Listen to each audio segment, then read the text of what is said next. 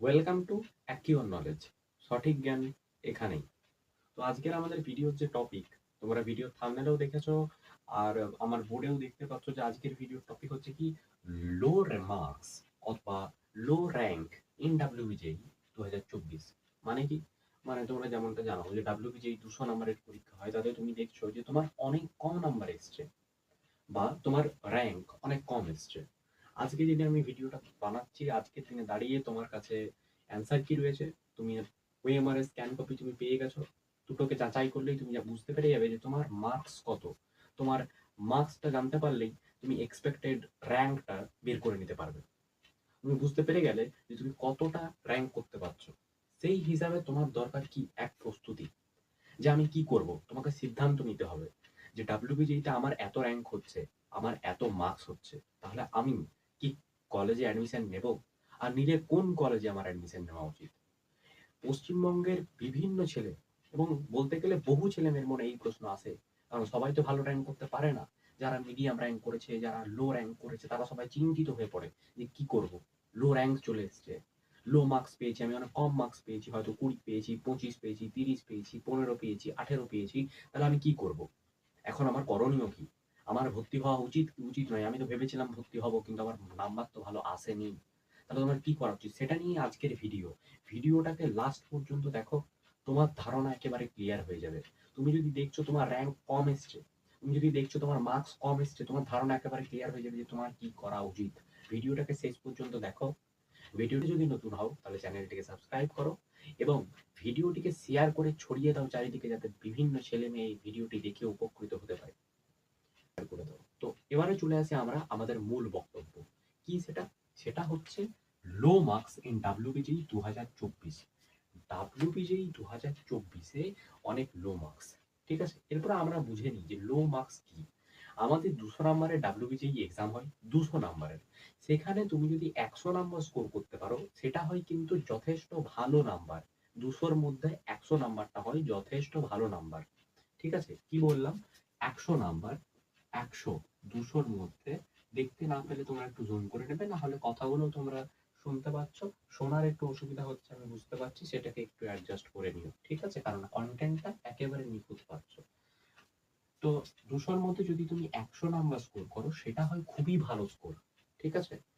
এবং এটা ধীরে ধীরে নামতে নামতে যদি তোমার স্কোর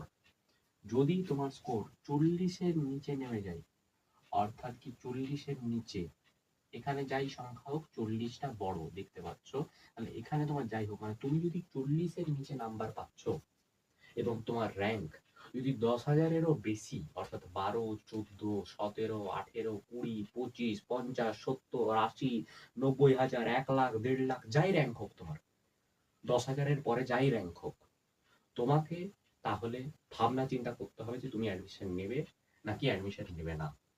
আমাদের এর আগে একটি ভিডিও পোস্ট করা আছে, দেখবে যে ডাব্লিউবিজি টপ 10 কলেজ কোনগুলি।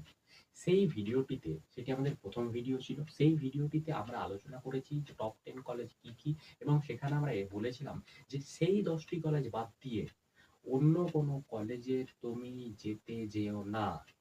তুমি যদি সেই ভিডিওটি না দেখে থাকো, যে করে সেই ভিডিওটি দেখে নেবে, তাহলে কোন 10টি কলেজের কথা আমি বলছি তুমি বুঝতে পেরে যাবে। ঠিক আছে? এবারে চলে আসি এখানে টপিকে আবার।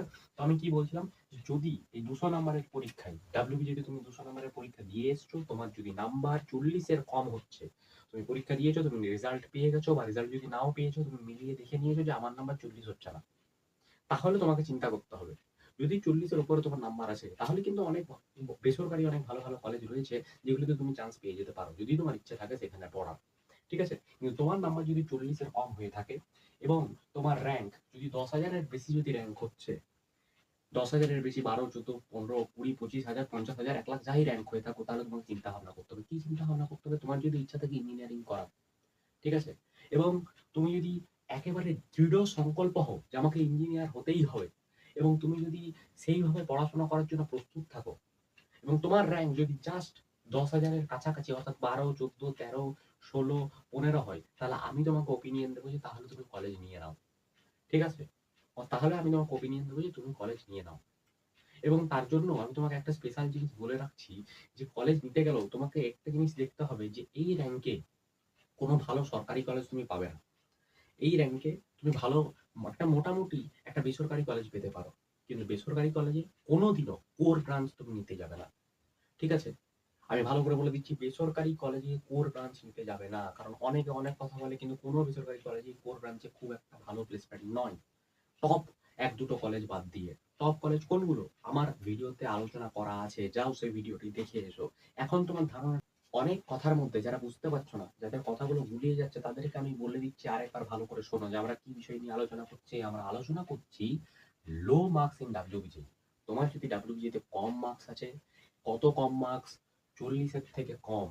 ৩৮, ৩৭, ৩৫, ৩৪, ৩০, ৩২, ২৮, ২৭, ২২ নাম্বার যদি আছে তাহলে, এবং যদি র‍্যাংক তোমার ১০,০০০-এরও বেশি আসবে বলে মনে হচ্ছে, তাহলে এই ভিডিওটা তোমার জন্য।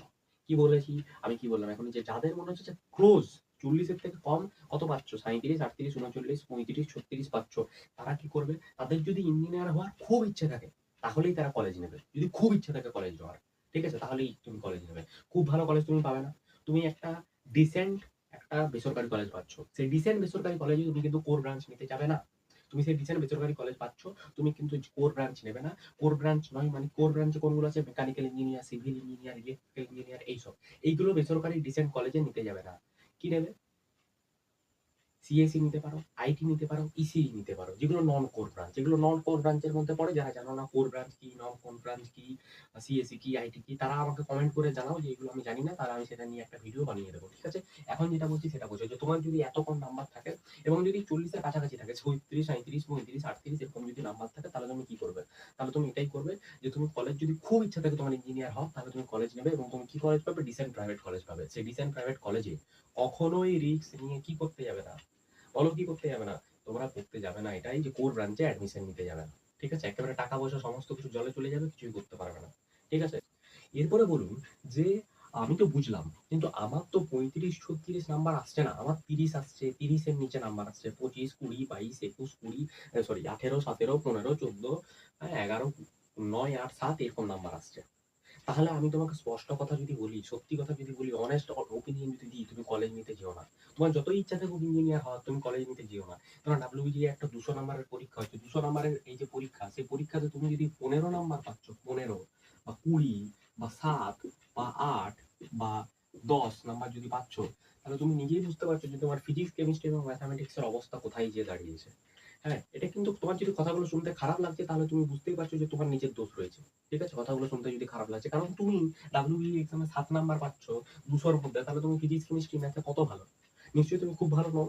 এবং সেই পজিশনে তুমি যদি একটা বাজে কলেজে চলে যাও, কেন বাজে কলেজে? কারণ ৭ নাম্বার পেয়ে তো তুমি কোনো বিশাল আহামরি কলেজে পৌঁছাতে পারবে না।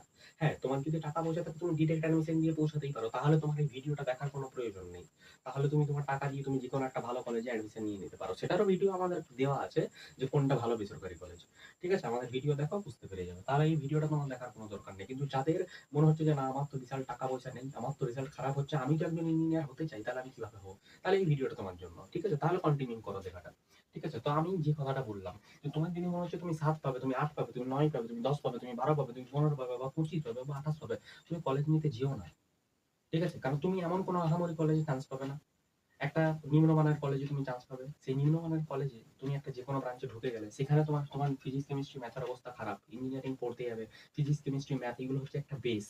তোমার যদি 11-12 এর ফিজিক্স, কেমিস্ট্রি, ম্যাথ ক্লিয়ার না থাকে, তুমি যদি একটা উইক স্টুডেন্ট হও ফিজিক্স, কেমিস্ট্রি, ম্যাথে, তাহলে ইঞ্জিনিয়ারিং পড়তে যেয়ে তোমার প্রচুর অসুবিধা হবে। প্রচুর অসুবিধা হবে।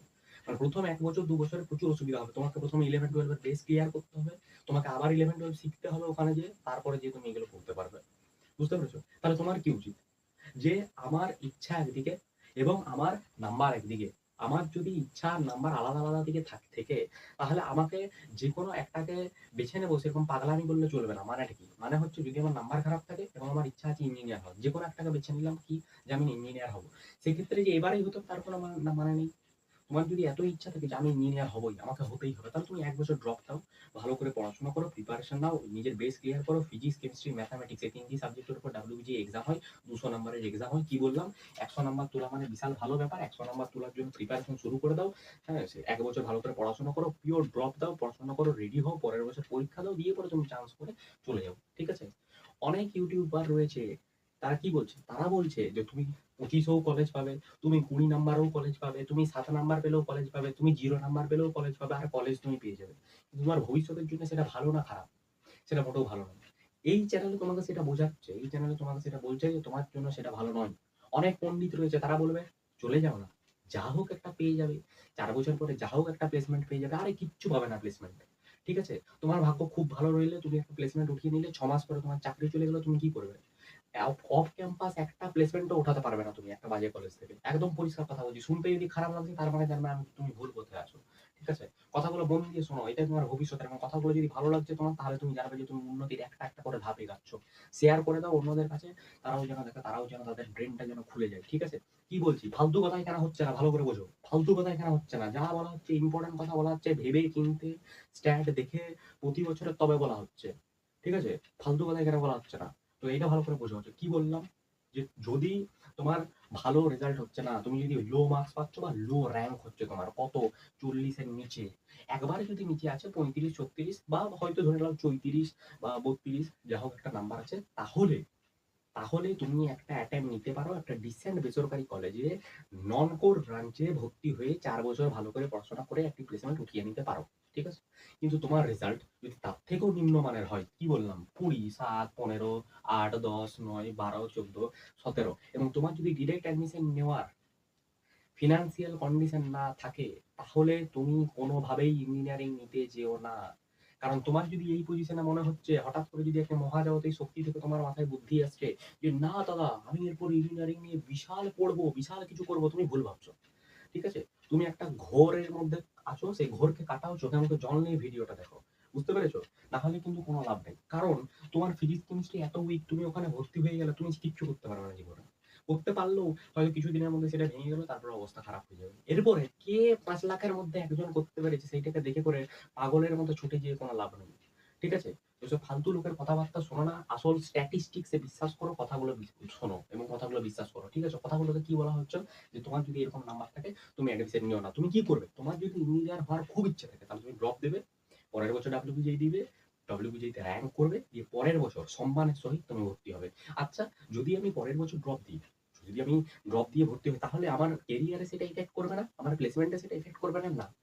কোনো এফেক্ট করবে না। ফার্স্ট ড্রপে কোনো এফেক্ট করবে না। কোনো কোম্পানির ইন্টারভিউতে তুমি বুঝতে পারবে না এমন হবে না। প্রতিটা কোম্পানির ইন্টারভিউতে তুমি ফাইনাল ইয়ারে বুঝতে পারবে। ইন্টারভিউ দিতে পারবে। তোমার যদি ক্ষমতা থাকে তুমি ক্র্যাক করতেও পারবে। বুঝতে পেরেছো? তো বোকামি করো না। যদি তোমার এতই ইচ্ছা থাকে তুমি ১ টা বছর চেষ্টা করো। নিজেকে ১ টা বছর সময় দাও। যদি এতটাই জেদ আছে ইঞ্জিনিয়ার হওয়ার, তাহলে নিজেকে ১ টা বছর সময় দাও।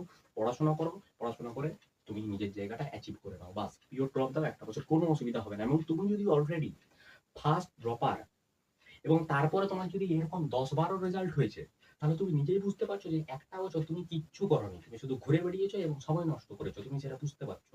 তাহলে সেকেন্ড ড্রপ তুমি যদি দিতে পারো, তাহলে তুমি দাও। তোমার যদি বাড়িতে সাপোর্ট করে, তোমার যদি নিজের মনকে নিজে সাপোর্ট করে, তুমি যদি সিদ্ধান্ত নিতে পারো যে আমি এরপরে পড়বো, তাহলে তুমি নিজেকে সময় দাও। ঠিক আছে? এবং সেকেন্ড ড্রপ দাও।